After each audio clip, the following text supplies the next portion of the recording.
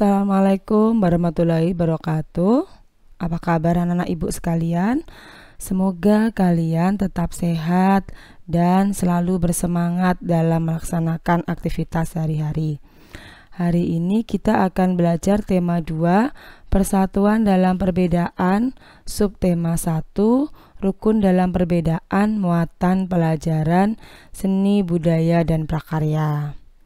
Materi kita hari ini adalah tari kreasi daerah.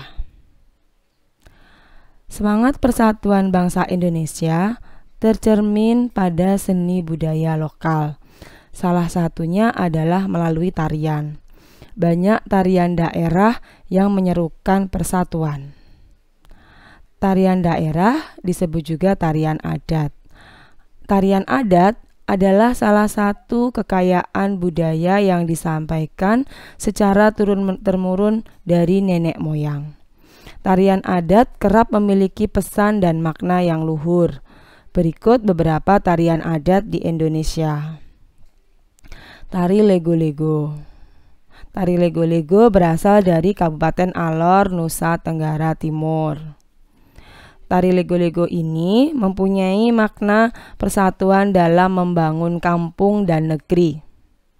Pada masing-masing kawasan di Kabupaten Alor terdapat gaya tari dan nyanyian yang beda-beda, akan tetapi formasinya tetap sama, yaitu membentuk sebuah lingkaran. Tarian ini sering digunakan untuk menyambut tamu. Tari yang kedua adalah tari saman. Tari saman berasal dari Nangro Aceh Darussalam.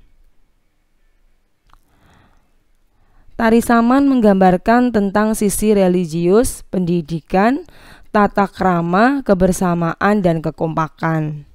Tarian ini merupakan salah satu media untuk pencapaian pesan atau dakwah. Sebelum tarian dimulai, biasanya akan tampil seorang pemuka adat untuk mewakili masyarakatnya, memberikan nasihat-nasihat yang baik kepada para penonton. Yang ketiga, tari Yospan. Tari Yospan berasal dari Biak, Papua. Tari Yospan ini mempunyai makna persahabatan dan pertemanan pemuda-pemudi suku Biak. Tari Yospan sering menjadi bagian dari berbagai acara, baik acara adat penyambutan dan acara budaya. Sebagai anak bangsa, tentu kita tidak ingin tarian-tarian tersebut yang penuh dengan makna dan nilai-nilai yang luhur ini terlupakan. Kita berkewajiban untuk melestarikan tarian-tarian adat agar tidak punah dan bahkan diakui oleh bangsa lain. Untuk itu kita harus mempelajari berbagai tarian-tarian adat yang dimiliki oleh bangsa Indonesia. Nah, dalam mempelajari tarian, seorang penari itu harus memperhatikan perpindahan, pergerakan, dan pergeseran posisi saat menari. Makanya dia harus menguasai yang namanya pola lantai.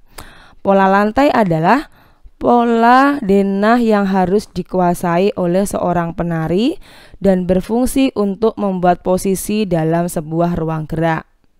Bisa juga diartikan pola lantai itu merupakan garis yang harus dilalui penari pada saat melakukan gerak tari dan berfungsi untuk menata gerakan tarian, menciptakan kekompakan antar anggota penari, serta membentuk komposisi dalam pertunjukan tari.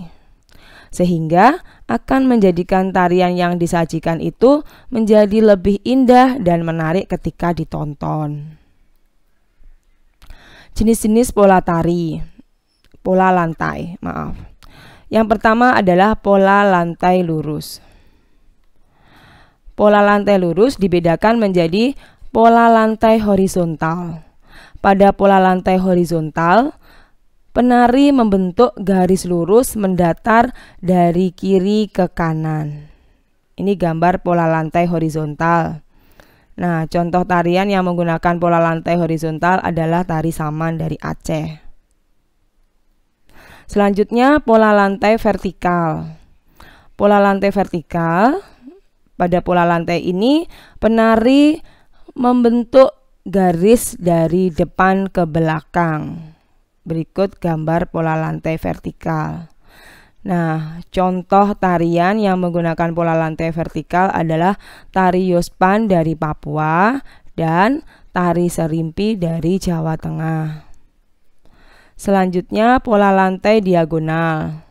Pada pola lantai diagonal, penari membentuk garis menyudut ke kanan atau ke kiri. Berikut gambar pola lantai diagonal. Contoh tari yang menggunakan pola lantai diagonal adalah tari Gending Sriwijaya dari Sumatera Selatan. Pengembangan pola lantai lurus tersebut tadi dapat berupa ada pola lantai zigzag, pola lantai segitiga, dan pola lantai segi 5. Yang kedua adalah pola lantai garis lengkung. Pola lantai garis lengkung ini penari membentuk sebuah lingkaran. Berikut gambar pola lantai yang melengkung. Contohnya adalah pola lantai melengkung. Tarian yang menggunakan pola lantai melengkung adalah tari Mak Badong dari Toraja, Sulawesi Selatan, dan tari Randai dari Sumatera Barat. Nah, setelah kalian mengetahui pola lantai pada tarian, kalian tentunya pasti ingin mencoba ya mempraktekkan tarian-tarian, terutama tarian-tarian adat dari negara kita.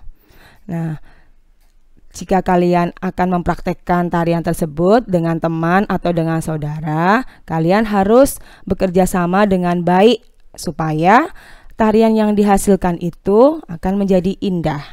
Karena perbedaan yang dimiliki oleh para penari itu tidak boleh menghalangi semangat persatuan dalam menghasilkan tarian yang indah. Nah, demikian materi dari Ibu.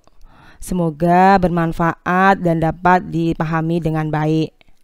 Pesan Ibu, tetap jaga kesehatan dan selalu semangat untuk belajar.